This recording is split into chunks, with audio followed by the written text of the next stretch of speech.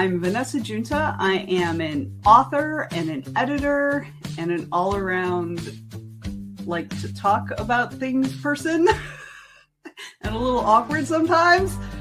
One of my favorite things to do is talk to authors, right? I love talking to authors about their process, their writing, their careers, their marketing, all those things. And I really love just sitting down and just talking about stuff. I mean, communication is my love language. So that's really what I had in mind. I really wanted a situation where I could just have a conversation with somebody. So, and a conversation and a cocktail is really all about us hanging out and drinking together and talking about the stuff.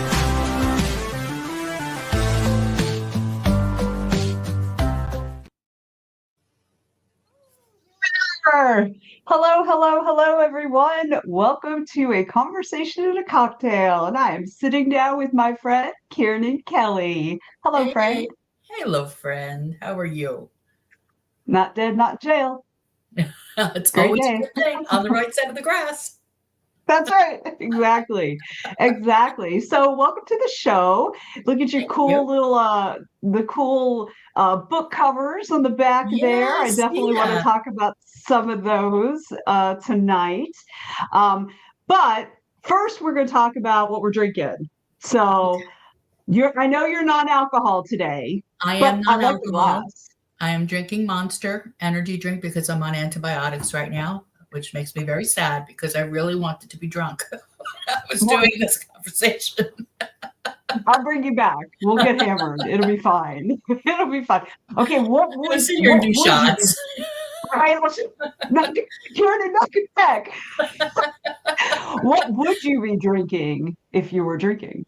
If I was drinking, I would probably be drinking vodka cranberry. Ah, excellent. Go old school. Like I used to drink that back club days, right? Because it was easy. Like you didn't have to worry about it being Same.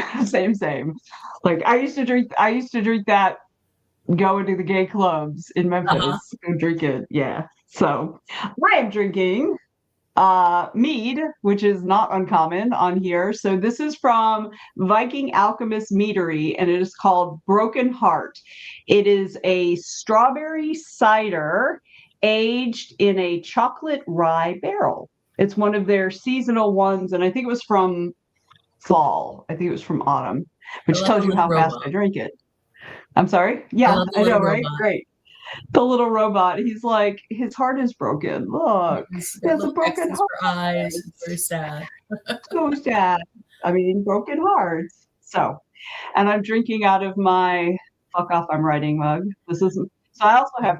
I don't know what's cooler, that your mug says fuck off, I'm writing, or that you have a wine mug. No, it's a booze mug. I don't drink wine. I'm strictly a hard liquor girl. I stand corrected. Mead is the closest thing to wine that I drink. So yes, this is the booze. This is the booze mug. It's not exclusively a booze mug. It's a whatever I want to be putting in my face at the moment. But for all intents and purposes this evening, I have a tea mug and I have a booze mug. So you'll know what I'm drinking. I also have a matching candle though. My husband got me the fuck off I'm writing one year, and then that following Christmas my sister got me this. Oh, neat. That's awesome. Fuck off I'm editing, right? So yeah, so anyway, so I do have it's a match set. All right, so we've already got a couple folks here. I see Anita out there, enthralled at dusk. Is that Ariel? I think that would be Ariel. I could be wrong. If I'm mistakening you, I apologize, but I feel like it might be Ariel. Anyway, welcome y'all. Hopefully there'll be other folks coming in a little bit. But my first question to authors that I talk to is always, what was your... Oh, it's Erica. Enthralled at Dusk is Erica. Ease is how I will remember that. Erica. Okay, sorry, y'all. Okay, so my first question is always, what was your radioactive spider bite into writing? And that can be like early writing, it can be publishing. We do want to hear about your journey into publishing as well. So, what is your origin story, My Kiernan? Tell origin us. story begins with Lord of the Rings, Oh, the book or the movies? the movies. I was Okay. into the movies, and a friend of mine directed me to fan fiction for Lord of the Rings. Ah, And once I got in yeah. there, I never quite found my way out again. I mean, that is so I just kept common. going deeper and deeper into the rabbit hole until I found MM, uh, And Lord of the Rings good fan old fiction, Slash. and Yeah. there I stayed. And then you set up your tent. That's it. You built your fire. Yep. You moved in. Had my second breakfast, and I got to work. Um, 11sies. my 11cs. I started by reading. I read everything I get my hands on, and then I started writing it. And I got such enthusiastic feedback. Enthusiastic. I will use that word. Enthusiastic feedback that I actually thought, well, maybe I can write something original. Let me try. And there was the only publisher I could find at that time online was Torquay Press, who was putting out books, and they had a contest going every month where they would take in short stories, and then when story won, they would win this nominal amount of money, and they would publish the story. So I wrote a little story and I sent it in, and it won. And I said, well, gee, if they bought this, if this short story one, maybe I should try something longer. So I wrote a novella and I sent it in, and they bought it. And I said, well, if I could write a novella, maybe I could write a novel. And I it's like, first one's free, then you're down the rabbit hole, man. That's it. And then I never looked back after that. And nice. But you indie publish now, right? Oh, I'm sorry. I'm indie published now because I have every publisher I've ever been with imploded. Or just closed their doors. Anything. Some of them just closed their doors and they did it the right way, and some of them just vanished into the night. Yeah, with all my money. There's a lot of them that have done that. There have been very few, because I used to work for Lucid, and they were one of the big, they were one of the top 3 erotic romance publishers for 15 years. They were around a long time. Yeah, they were wonderful. Yeah. Treva did it right. When she closed her doors, she did it right. Yes.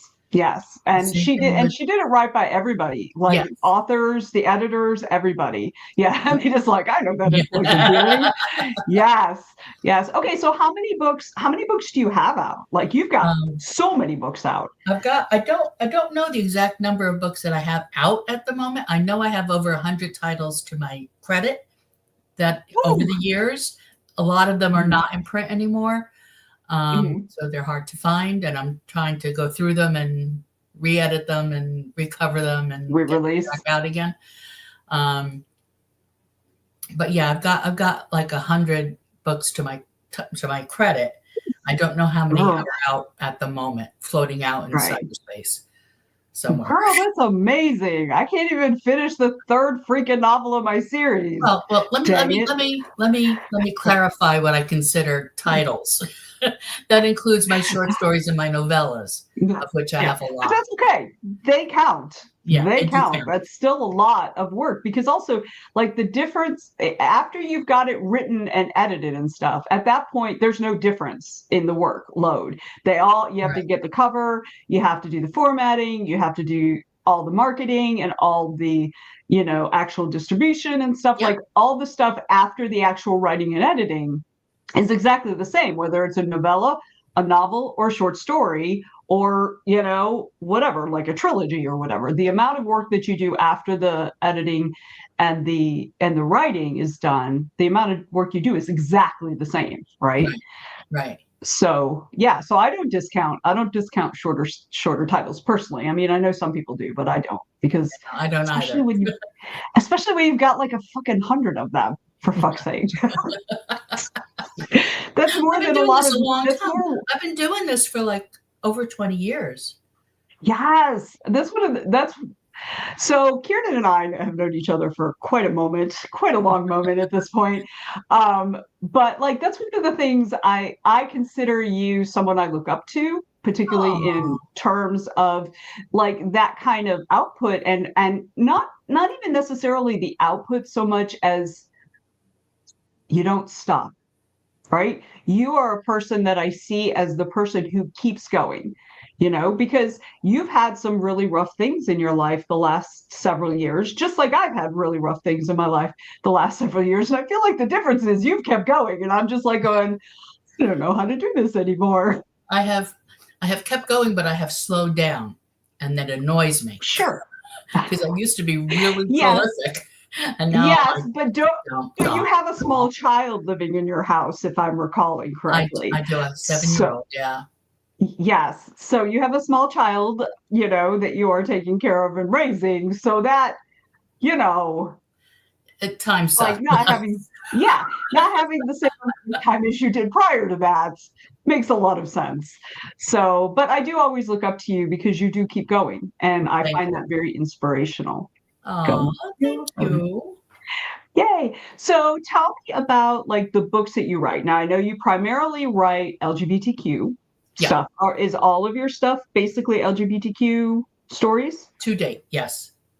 Okay, excellent, excellent. Now I know you also write a lot of spicy stuff, but you Yes. also write YA, is I that do write correct? YA under Okay. a different pen name. My pen name is Mhm, Dakota Chase, and that's my mhm. YA pen name. I did that specifically because I don't care what adults know that I'm Dakota Chase, but I do care what young people know that I'm Kiernan Kelly. So Yes, I that don't I want mean that them to makes Google sense. Kiernan Kelly and find, holidays are for Yes, suckers. yes, yes. Whereas I And don't care if adults Google Dakota Chase and find Mad About the Hatter. That's fine. right, exactly. Like that's not, yeah, that's exactly the way it should be. That's exactly why you have separate pen names if you write in Right. a genre that is geared towards younger people, right? So I think that's great. So are your Dakota Chase books, so those are also LGBTQ Yes, they are. because yeah. So are they like coming of age kind of books? The very first one I bought. No, wrong. The very first one I wrote was called Changing Jamie, and that was a coming of age book, and that also Mhm. dealt with bug chasing. I don't know if you know what that is. You've ever heard of that? It's Did been you a say day. bug chasing? Bug chasing, So like virus chasing? yes, exactly. It I, is I when know what young you're talking about, people but go ahead. specifically go out to try and get HIV. Yeah. It's I don't think they really do that much anymore. I'm hoping No. that is a thing Yeah. of the past. Um, but back in the day when I first wrote that novel, I had heard Nathan Lane speak about it, and I thought, Hmm. well, this is a topic that needs to be tackled. And unfortunately, well, not unfortunately, I guess just for sales issues, I wasn't allowed to have it as a main character because the book had to have a happy ever after. Right. So Yeah. I made a secondary character. I created a secondary character who was a bug chaser and who did eventually end up with HIV. Um, Mhm. so that was Changing Jamie, but the main character was coming out. So that was his coming out story. Oh, very cool. Yeah. So I really like that too. And it's interesting because those of us who are of an age and we actually came up in the middle of the AIDS crisis, like by the time I was 20 years old, I had lost two friends from high school to AIDS. And so, like, the idea that someone would actively go out to try to contract this Yeah, virus, it just astounds me, right. right? It boggles the mind, and the reason behind it, was also there were a lot of reasons, but mostly it was a reason. It was inclusion. They were looking for Mhm. inclusion, whether it was to join the HIV club or which just makes me shudder, I or know. um, because of drugs, or because Mhm. there were just so many reasons why they did it. But basically, it all boiled down to inclusion. They wanted to be part of the community, and they thought that it was inevitable that they were going to get it anyway. Yeah. So they might as well get it and get it over with and be a part of this community. So hopefully, the back of the book, the back matter all had information on who to call and what to look for and all that. So I hope I, did a little bit of good with that book. And then after that, I got a lot lighter. You're like, phew, that was hard work. That's that. Now I'm gonna do historical time travel. Yay. That's so much better. There is no HIV. So yeah, and Joe says, especially back then when it was a sure death sentence. And that's exactly it. And I think a lot of the folks, thank God, the kids coming up now, AIDS is or HIV is a controllable virus now. Right. Like they can get your viral load down to nothing. So there's no way that you can transmit it. Right. So thank God, but it's still so hard for me to wrap my head around, the idea that it's not a big deal anymore. Right. Because it was such a horrific thing. Right. And that, anyway, we can get all into that. We get into politics and Reagan, and nobody wants that on my show. So, right. So, okay. So you've been doing this for about 20 years. So you started in the early 2000s. Yes. Yeah. Yes. So when you started with the spicy stuff, the adult stuff. I started with the spicy stuff. Yeah. And then you moved into the YA stuff. I mean, still doing the spicy stuff, but then also the YA stuff in 2010, 2012. Yeah, that's what I was. When you were talking about the bug chasers, that's kind of where I placed it in time. Yeah. So yeah, that sounded about right. So, yes. Okay. So you've been doing both of these things for a really long time. So let's move it on up to now. So what's your most recent release? My most recent release is Holidays Are for Suckers, which is... You mean that one with the lovely man who's right next to you there? That one. Now I see the suckers part, and then I see a little tentacle monster in the top corner. Yes. So can I infer things from that? You can infer that it is a tentacle romance, and that wasn't enough, so I made it an MPreg. Tentacle MPreg. Okay, so define MPreg. Define MPreg for people who may not know what that means. Male pregnancy. We could only wish. Of course, we would die out as a species, but... And let me tell you, it is not easy to write. Having had children. I have not had children. I completely opted out of that part of the choose your own adventure. Because to be 100% honest, the idea of something growing inside of me and kicking me from the inside, no. I watched and read so much horror when I was young. I was like, no, I am not doing that. And, nobody believed me when I said I wasn't going to get pregnant, but yeah. So sorry, I get off on my own little tangent there. Coming out of I know, right? It's like, no. So yeah, no, I don't. Not my thing. I had C-sections. That's exactly what it was like. Yes, I had what my best friend from high school had to have a C-section because she just I'm pretty sure it was her. She just couldn't, and she just ended up I probably shouldn't say this. This is awful. I shouldn't say this. This is not my story to tell. Someone I knew, she actually vomited after her C-section, just all over everything. And I was just like, oh, that must have been awful. Still really not doing that now. No. Back when I had them, back when I had them, they wouldn't let you watch. The father could watch. But they wouldn't let you watch. You were behind a curtain. Your head was behind. No. She didn't. I don't think she watched. Think she watched.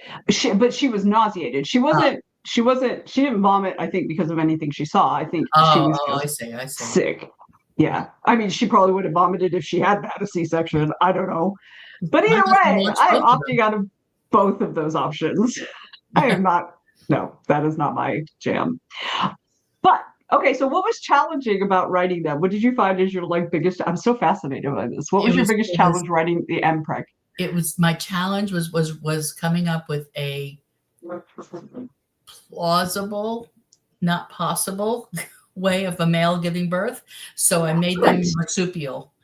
They had a pouch. So he had a pouch. Did he have a pouch? Okay, wait.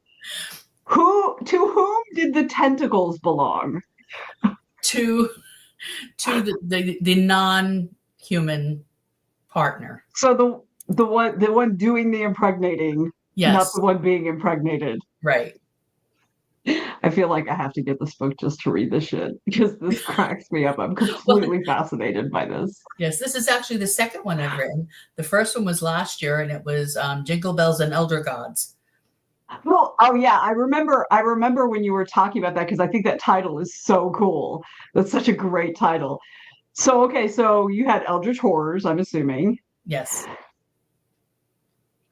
Do you see what Joe just said? Ironically, we lost 3 viewers just now. I'm guessing they were all men. Okay, bye guys. Bye guys. I'm sad. But Erica and Anita are still with us, so it'll be fine. That's hilarious. They came in, they said, nope. Don't get me wrong. I clearly noped out of that too, so I'm not making fun of these men at all. I mean, I am, but no more than I make fun of myself. So I feel if I'm willing to take it from myself, then it's okay that I dish it out to them. Makes sense, right? Hey, it's my show. I can do what the fuck I want. That's right. So as long as Joe continues to let me, I'm gonna keep doing what the fuck I want. So Eldritch Gods. Yes, Eldritch Gods. Cthulhu makes a brief appearance, but it is about such a fangirl. Another elder god, and I forget what Zeno, I think I named him. Okay. Because I made him up. That's my stepdad's name, by the way. Really? My former stepdad. Yeah, my former stepdad. And that is awesome. It's great, but like I'm gonna tell him that an elder god was named after him. Yeah. I mean, so he spends it, his millennia under the ground in Antarctica since the Elder God Wars, and he wakes up and he decides he wants to explore what the world has become, and he comes across this young man who's at a snow station in Antarctica, who's bored out of his mind and horny as fuck. I mean, who would as one does in an Antarctica snow station, right? As one is. And they actually do fall in love, and they go back to the human world, and the elder god assumes a human guise, and every so often a tentacle will pop out, but for the most part he's human, and they become pregnant and they have a baby, and then Cthulhu is not happy about this, and the elder gods are very angry because there's this half-breed child now. Abomination. Half-breeds are always an abomination. Right. So this is big to do toward the end, and it worked out fine in the end because happily ever after. Has to be a happily ever after. Mm-hmm. Yeah, I feel like you're writing Empreg, tentacles, elder gods. You kind of have to have a happy ever after when you're writing all those things together in one book. Yes. I can always count on Kiernan to come up with the most insane idea for a story. So those of you who have gone to Multiverse, about story times, the story times we do, which for those of you who don't go, they are the most ridiculous author reading you will ever experience. And it's basically the authors read 5 minutes and volunteers from the audience act out what they're what's being read, but they had no idea when they volunteered what was going to be read or what character they were going to play or anything like that. And it is sometimes it gets pee your pants funny, and Erica says, I never stayed late enough. This year may be my year. It's only at like 8:30. Can't do it at like 8:30. Woman, you better be there. Okay. Anyway, so this actual concept originated at a different convention like 12 years ago. Yeah. Yeah. And it is an adult convention that also has a writer's track, but it is an adult convention. And so we have a lot of erotica writers, a lot of erotic romance writers, a lot of smut writers in general. So you can only imagine what happens, right? Some of the stuff that gets read. It's fucking hilarious. I think it was the second year. Second year. Yeah, the second year after we did it the first year, which was a total like, I have no idea if this is going to work at all. And it just was insane. It was great. And so the second year, Kiernan comes back and she's like, I wrote a story. But yeah, don't bring you can bring your little ones to the Sunday story time, but not the Friday night story time. And anyway, Kiernan comes and she's like, I wrote a story especially for bedtime stories. And I was like, you did? She goes, wait till you see. Okay, so this is going to be the adult portion.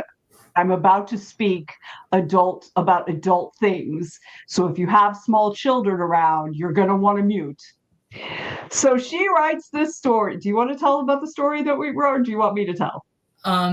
It doesn't matter to me. The only thing that's relevant that needs to be said is that there were props. Well, there were such props. So Kiernan wrote a story about dinosaur fisting.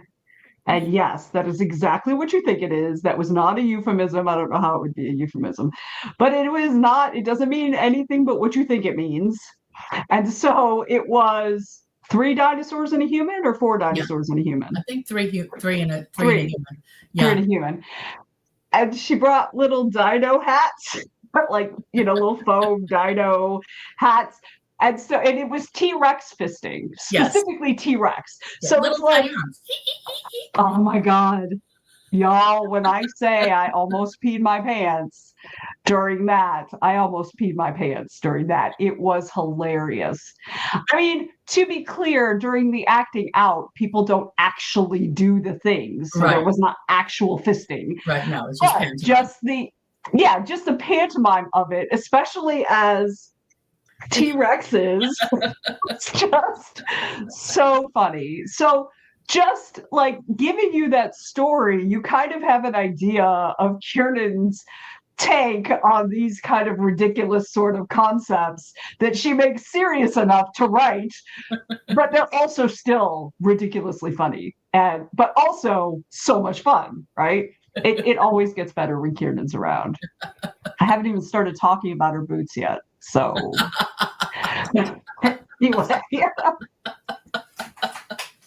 yes.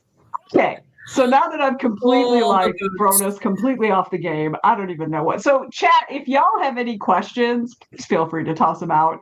Even if you're just like, tell me more about this T-Rex fisting, or whatever. So feel free to toss some questions out. We're happy to entertain those.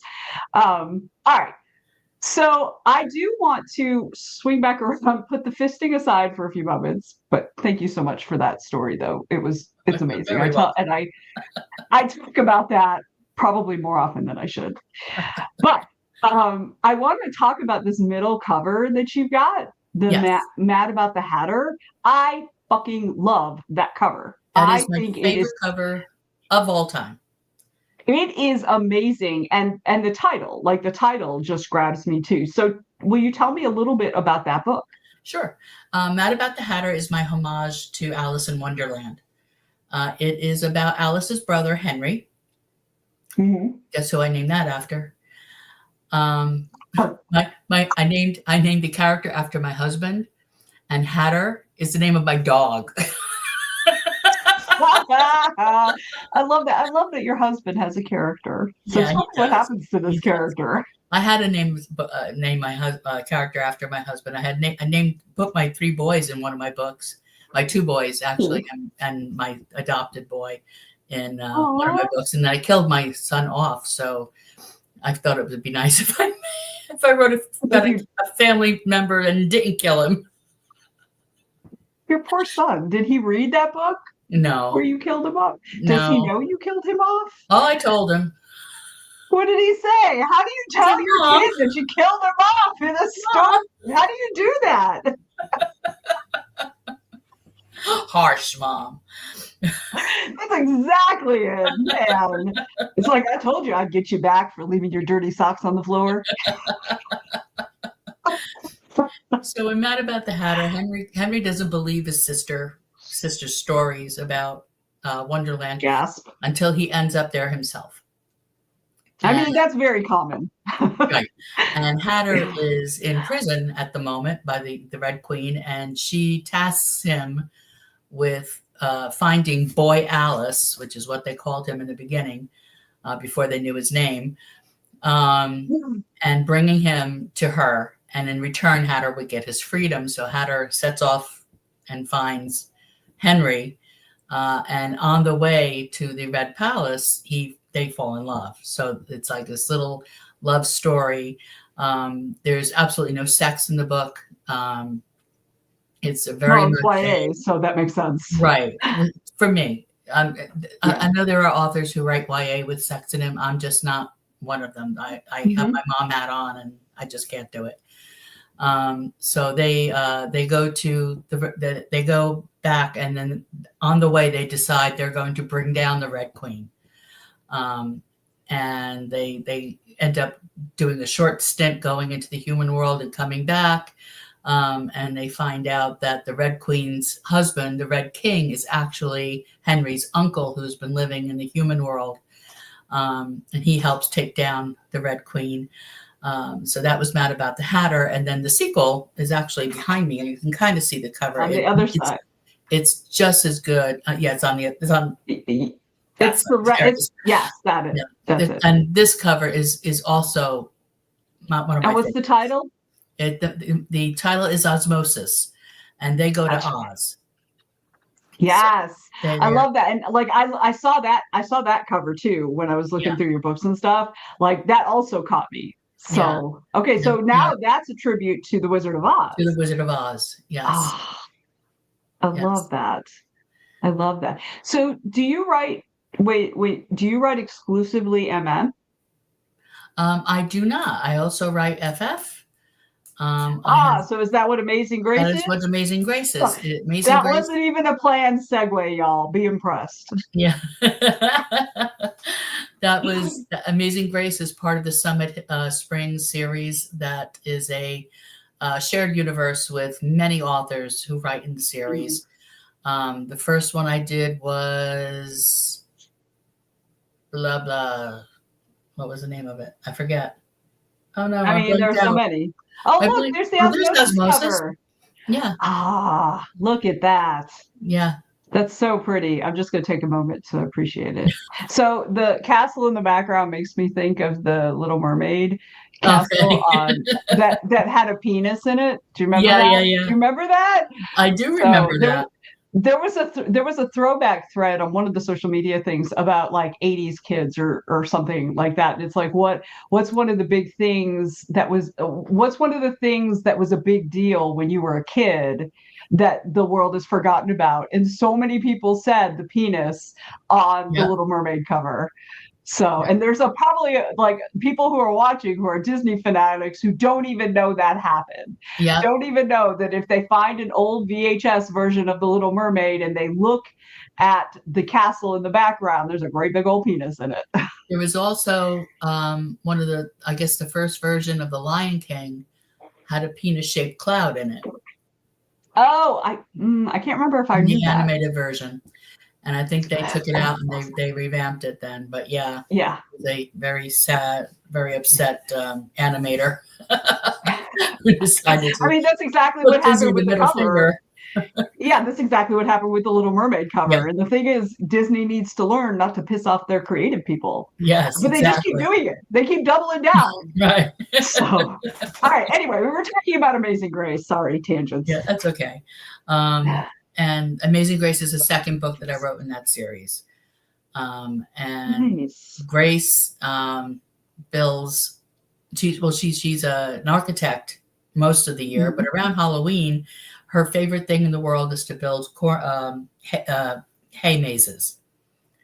Oh, And okay. Because it takes a lot of design work to make a good hay maze. Of course. Right? Any kind of maze. Yeah, right. for sure. Yeah. So she builds this maze in this little town called Summit Springs, which is in Colorado in the mountains. And she meets and falls in love, and there's a murder, and she goes around trying to solve this murder. And it's just like kind of a cozy mystery type of thing. I love that. So I'm gonna recommend. So is it spicy or is it is light spicy. spice? Oh no, is it's it super spice? Okay. It's not super spicy, but it's spicy. Okay, so my accountant is a lesbian, and she is always looking for good lesbian romances and stuff. But I don't know if she reads spicy though. So like, I'm gonna ask her. I'm gonna see her in like a month and a half. So I'm gonna ask her, and if she says that she reads spicy, I'm gonna recommend your flip those couple of pages. You know, it's yeah. Anyway, you can. Yeah, you can skip those pages. Yeah. Well, I mean, I'll just give her a heads up that it's got some spice. Yeah. But yeah. So, that's so cool. I love that. Hey, we hit all of the covers up there. That wasn't even my intention. My intention. So, do you want to talk a little bit about conventions? I would love to talk about conventions because I absolutely love conventions. Yes. I love all kinds of conventions. Yes. It is my favorite part of being one of my favorite parts of being a writer is getting to go to conventions. Same, because that's also where you see the rest of your tribe, right? We don't, we keep in contact this way, maybe, we might email, we might text, whatever. But like, we get to see each other at conventions. That's the other piece of it that is so fun. Like, we get to meet readers or find new readers and like share our knowledge on panels, but we also get to see each other. Yeah, and it re-energizes you, because writing is a lonely thing. You're by yourself almost all the time, unless you're lucky enough to live next to another writer. Excuse me. I'm not that lucky. Me either. So, seeing people in person, that re-energizes you and you share that energy. Yeah. I'm going to go right now. Yeah, that is like one of my top 3 reasons why I like to go to cons, especially like, I mentioned before, we both had a rough few years, right? And that's in some ways what kind of kept me going was my people, right? I would still go to the cons. I run half of them. So like, I was still going to the cons and stuff like that. And like, even if I wasn't writing, I at least still felt like I belonged. Does that make sense? Yes. And then I would get home from a con. I'd be like, okay, maybe I'll write something. And I might write a little flash fiction or something. So it helps so much. Do you find that too? That you feel not just like your social batteries are refilled by being with your people, but also your kind of creative battery has been jump-started a little bit. Yes, absolutely. Yes.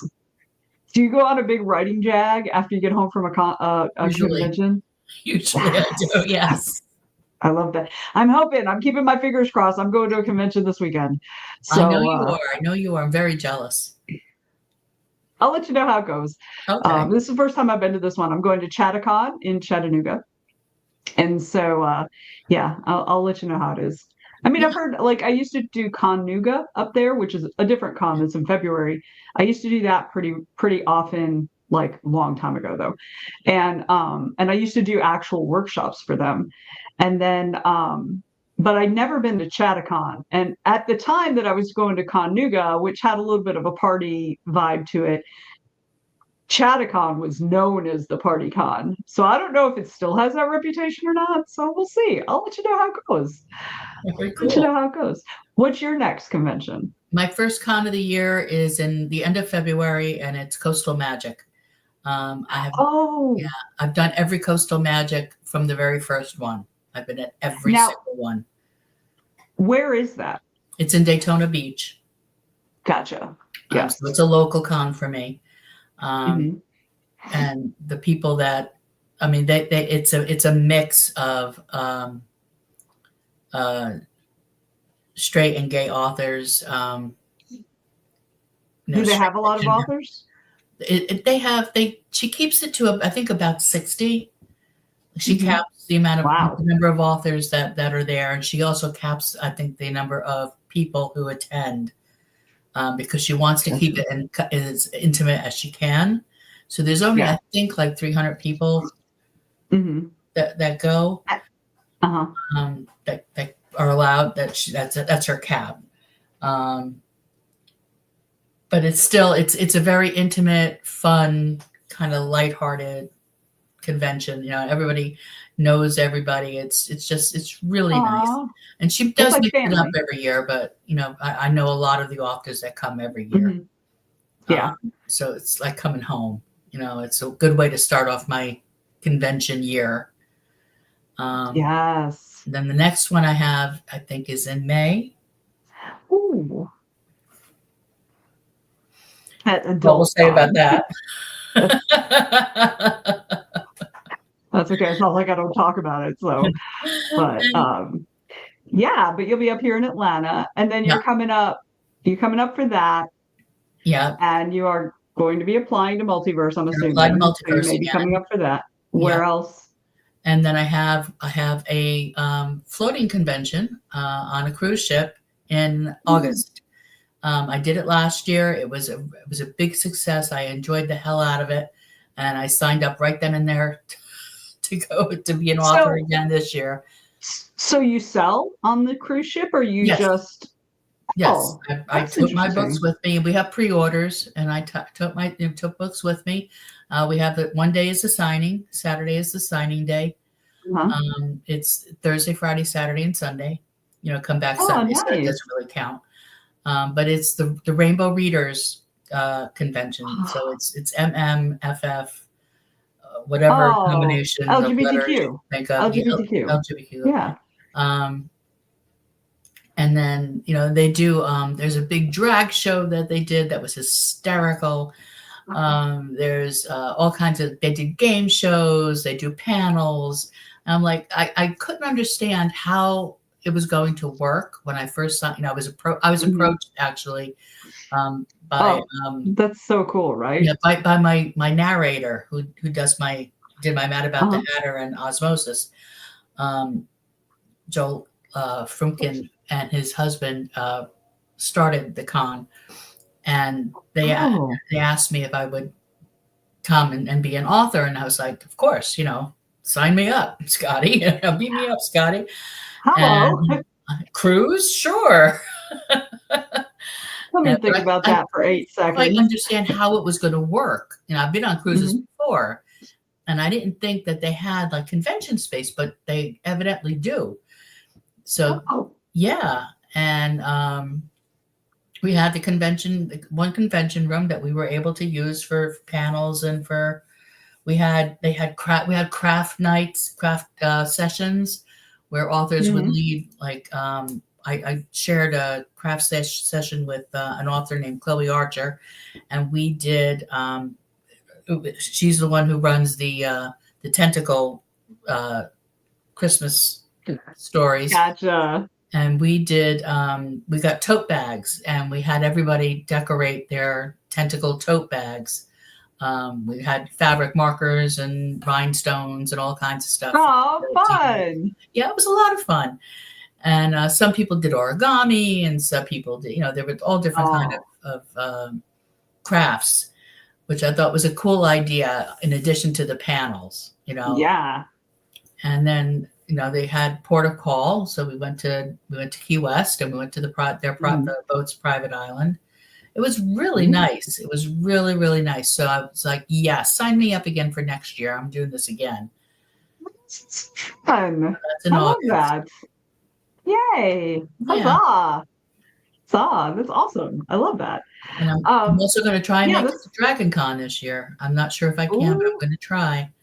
I will let you yeah, know if I am. okay. So you applied and you haven't gotten a Yeah, they response said, yet? yeah, not so much. Okay. I did not think that that would work, but Well, but let's talk afterwards and I'll give you some pointers on how right, to. I mean, I can't guarantee you'll get it, but I can give you the feedback that I've gotten, like the pointers I've gotten from people on the committee that choose. right. So I will share that with you. So, um, there's something I was going to ask. Oh, so I'd like to like kind of come around to in to kind of jump off the idea of having panels and talking about writing and stuff. So I'd like to talk a little bit about um, stuff that might be useful for newer writers, right? Novice writers, people who are just coming in, or maybe they've been writing their whole lives, but they're just like getting, brave enough to think about publishing and stuff like that. Um, so one of the cool things about having someone like you on the show is because you have been doing this for 2 decades at this point, you've seen a lot of changes, right? Since like I mean, it's still great in terms of the opportunities afforded to authors, but we're no longer in kind of the golden age of ebooks, I don't think. The golden age of indie publishing where you could make like 5 figures in a month without too much. Like, I don't want to make it sound like it was super easy, but like it was much more common, I think. Things were different, and so there were some parts that were harder and some parts that were easier. And if you could like tune in to like a certain demographic or a certain niche, you could make bank really fast. And you can still do that to some extent, but probably not as much. I think that's really what's changed, is that because it's so much more common now, there's so many more books, there's so many more authors, there's so many more niches, that gives us more opportunity, but also there's a lot more um I don't want to use the word competition because it really isn't a competition, but there are so many things a reader can choose from, right? There's so many choices for the reader, right? So your chances of getting chosen are lower. So really what I'd like you to do, even though I just actually did one, what I'd like you to do is kind of maybe give us an idea of like what's changed in it. Like obviously I just outlined something, but like what's changed since you first started, and do you have any advice for authors who are just coming into indie publishing now? I think what's changed is all the small publishers, small tiny presses are gone.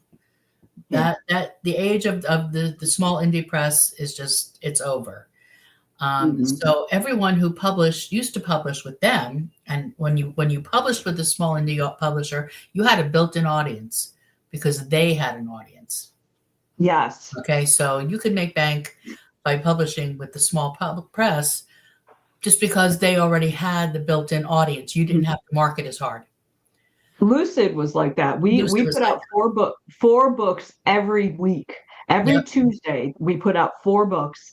And there were people who every Tuesday Yep. would be on the site buying 4 books. Buying 4 Every books. single. It didn't Yep. even matter what they were. They Yes. just bought them. Yes, Yeah. exactly. And you had people who bought by the author, no matter what it was. They bought whatever you published. They didn't care. They didn't. I don't even know if they read it, but they bought it, right? But all those little publishing houses are gone now. So everybody who published with them are now publishing indie. For a while it was more hybrid. It started out being hybrid. People were publishing with some small houses that were left, and they were indie publishing. And now everybody's indie publishing because that's the only way to go. Unless you're lucky enough and good enough to get in with one of the big houses, or even the medium houses. I wouldn't even say good enough. I would actually say lucky enough, because there's so many that still get published today that aren't actually really very good. That's true. Yeah. But they still get published, right? So it's really in many cases about luck. Lucky enough to get an agent, lucky enough to get into one of the bigger houses. You're indie publishing. So that's what's changed. So now, picture like an aquarium that's stuffed with fish. Okay, there's so many to look at. They're all pretty colors. You don't know which one you want. For them to land on your particular goldfish, okay, that's the key, is to get your goldfish in front of them, in front of their face, so that they pick your book. A lot of it has to do with your cover. Make sure your cover is a nice looking cover. It's eye-catching. It looks good in thumbnail. That's so important because people can have the most gorgeous cover. Yes. It doesn't look good when it's 1 inch big. If people can't read that title, they're just going to pass on by. They're going to go right past it. Yeah. So make sure that your cover is a good cover and that it looks good in thumbnail. And it also has to like match your genre. Like it has to be, Exactly. All right. Like if you look at Amazing Grace, it's got a girl on the cover. It's in the lesbian section. You know that's going to be a lesbian book just by looking at the cover.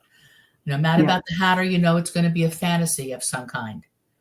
You know it's YA because that's the section it's in. And then, well, Suckers, it's got an octopus. You know. I mean, you can kind of figure that out. You can kind of figure that out. But make sure that your cover looks good in thumbnail. Make sure that you have a professional edit. That's really important as well because self-published books had such a bad rap when it first started because people were publishing stuff that really was not edited, if at all. Yeah. And there were significantly fewer freelance editors at that time too. Right. Like, they were often harder to get a good quality editor. There were, just like now, there are tons and tons of people who call themselves editors, but there are a lot of editors, people who call themselves editors who are actually just avid readers, but they don't actually know necessarily, like they don't know the conventions of editing, right? So and so back then there were probably even fewer freelance editors to even make sure you've got a professional edit. Know ahead of time that it's not going to be cheap. Understand that writing a book is an investment. You're investing in yourself because everything is on you, which before when we were publishing with little publishers, they got a big cut of the profits, but the royalties, the royalties, but they put out the money for the cover and for the editing and for the copy edits and the proofers and all that stuff. Whereas now everything is on your shoulders. So understand that it's not just a labor of love to write the book.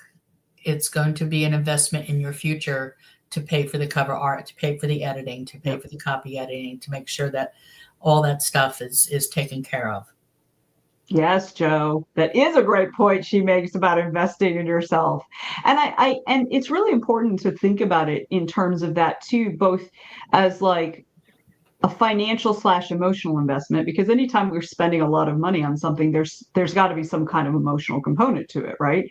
So that, but also keeping in mind that when you're doing the publishing part, that's a different hat that you're wearing than when you're doing the writing part. When you're doing the writing part, you're a writer.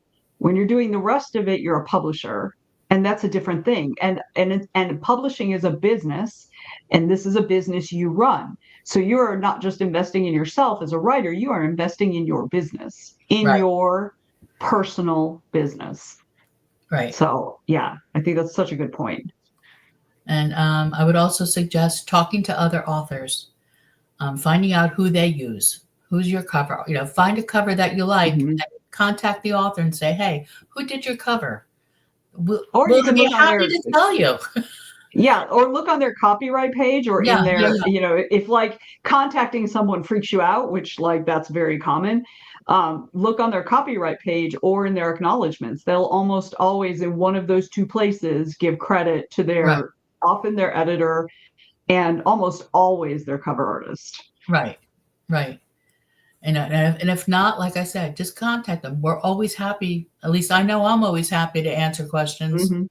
I know I think every author I've ever talked to has been open to answering questions. I don't know about Stephen King, but I'm not sure how much Literally, you can get from a him. week ago, somebody said something about having imposter syndrome in one of the writing thread, like writer community or whatever. Yeah. Stephen King responded and Wow. said that he every time he writes a book, he has imposter syndrome. Really? Fucking Stephen King. Who the hell is he impersonating? There's Stephen King and there's God. If he's the imposter, none of us are not the imposter. It's just like, man, come on now. So yeah, I want to be an imposter like him. Wow, I know, right? But I think that that's really important to remember too, is that we're never alone in those things. Like I said, I've been having a crisis of confidence the last year or two, where I'm not even sure if I still know how to write well. You do. It's stupid. I mean, yes, like intellectually, I understand that, but because it's a skill. Yes, okay, it might be rusty, and I might need to do a little bit of extra practice to get myself back where I was. But I know that intellectually, but that doesn't always touch your heart, right? The heart is going to try to, and there's always also that thing in your head that's going, what makes you think you can do this, right? You're always your worst enemy, always. Worst critic, worst enemy, always yourself. Worst saboteur. Well, in most cases, sometimes you've got a worse saboteur on the outside of you too, but often one of your saboteurs lives in your head, right? And I think it's always good to hear from people who have success, who are further up the ladder, farther down the road, more successful, if we hear that they struggle with some of the same stuff we do, because then that inner voice can't use that fear to then say you're not real, because Stephen fucking King has the same problem and you ain't saying he ain't real, right? You know what I mean? So I feel like that's really important for those who are further down the road. And that's one of the things I do. Like, I'm not Stephen King. I'm not even I'm not even in that zip code. I don't even think I'm in that state, but I am further along than a lot of writers I know. And so I try to be that person for them too, right? Do you do that? Do you consider yourself kind of a mentor or a mentor figure maybe to newer writers? I would like to think I am. I'd like to think I'm just a friend, that's somebody that they can talk to. I'm always open to messaging or emailing. If anybody has any questions, I'm always around, and I'm never said no. You hear that, y'all? She's a pushover. I'm kidding. No, that's actually mostly true. Especially if she's into those big old boots. You push her right over. The boots, y'all. I've got the boots. Yeah, so y'all at a con that we were at last year, I hadn't seen Kiernan all day. And so we have this sales table that all the authors get to share. So it's like last year it was 4 tables that we had set in a square, and there were 1 or 2 people at each. I think we had 1 or 2 people at each table. This year we're going to have at least 6 tables. But at any rate, we were there and she comes, I hadn't seen her all day, and she comes back from something, and I'm finally at my table, and she comes walking up in these big ass thigh-high boots, stiletto heels. I'm like, girl, damn. So okay, so Joe, go ahead, Kiernan. I was just gonna say, if I'm gonna get old, I'm gonna get old with style. Atta girl, honey. I look up to you. You and I are kind of in this, you're the older half of my generation, but or the younger half. We're not that far apart in age. You're older than me, but not too much older than me. And so I'm just yes, that's what I want to be doing. Except my thighs are too big for those kind of boots. Mine are too, but I don't care. What? Mine are too, but I don't care. No. My thighs are disproportionately, significantly larger than it's just weird. Anyway. At any rate, I was going to say, Joe says in the chat, it's the first conversation ever he and John Hartness had. And I got to tell you, it was amazingly refreshing, even though at that point I had already published. So I don't know what it is in that. What was the first conversation you guys ever had? So tell me that in the chat, because we've hit so many topics at this point. I'm not sure what that was about. I'm trying to think of what that the imposter syndrome. Gotcha. Yes. So John Hartness runs Falstaff Books, for those who don't know, and he is a pretty prolific author in his own right. And so the fact that he also suffers from imposter syndrome, I literally can only count one author that I know that does not struggle with imposter syndrome. And he's a great guy. So he's not even a jerk. He's not even, which annoys me. If they're going to be annoying and not suffer from imposter syndrome, I really want them to be a jerk, but he's not a jerk. But he's like a big old tattooed guy, and he writes fantasy and other stuff. And so he's like, we were talking about it at some con on the couches, talking, drinking, whatever. And we were talking about it, and he was like, yeah, he said, I don't struggle with that. I was just like, fuck off. Seriously. I don't think I know anybody who hasn't struggled with it at some point. Yeah. I struggle with it all the time. Yeah. All the time. Yeah. Mm-hmm. Yeah. And it's hard. It's hard. Like, I think gonna wake up one day and say, what have you been doing? We want our money back. Yeah. Right. Or all these books even like for 20 years. If I go on a show or I'm on a panel and I'm like, oh, please let me say something smart. Right?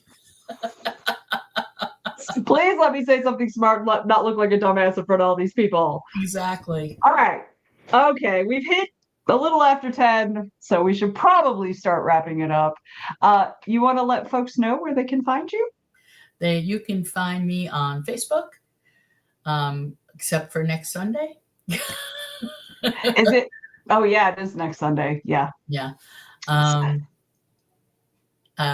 You can find me at KiernanKellyBooks.com or DakotaChaseBooks.com. I've got Instagram. I'm not usually on it. Maybe because of my age. I don't know. Blue Sky. I've been tagging you all over on Blue Sky today. I'm on Blue Sky. Where else am I? You can find me at the conventions. Yeah. Kiernan Kelly. Yes. Kiernan Kelly 1@gmail is my Gmail address. Oh, look at you giving out your whole email address on the internet, you weirdo. Sure, what's for spam? I need to be entertained, okay?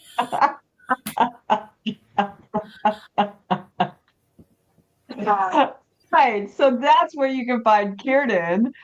And if you're going to what is it? Coastal Magic? Coastal Magic, yep. If you're going to Coastal Magic, go find Kiernan. Go find me. And hopefully we'll see her at Dragon Con, if not Multiverse. So thank you so much for being here with me. You are awesome. Thank you for having me. Yay. So yes. So everybody, thank you for joining us. Don't forget to hit like and subscribe and all those things you're supposed to do, and notifications and this and that and the other thing. Y'all already know that all thing. So thank you so much. And we always love seeing you guys here on the Go Indie Now Network. Don't forget, we have This Week in Indies every Sunday afternoon at noon. And just remember, it's always time to go indie now.